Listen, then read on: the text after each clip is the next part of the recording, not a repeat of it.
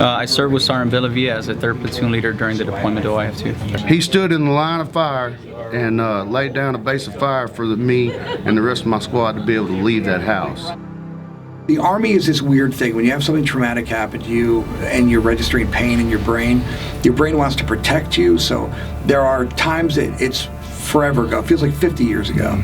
Or it feels like it never happened, right? But then you get that smell of diesel fuel, or you smell cordite, or you see blood and you're like, boom, yesterday, right there. I never in a million years thought that I would be talking about this day for the rest of my life. As I went through the action and I reviewed it and I did the interviews, for every medal that we did, we kind of went through this process, as we wrote them up.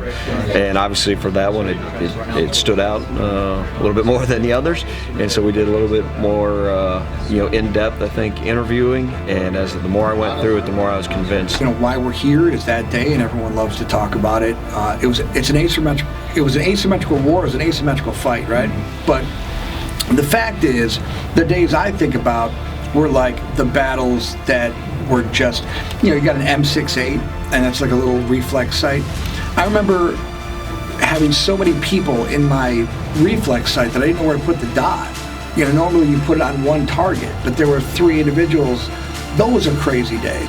The days where, you see people and you think that they're detained, but you've shot them in a firefight. That's a crazy day. I did not know that he was going to do that, because if I'd have known he was going to do that, I would have asked him to not to.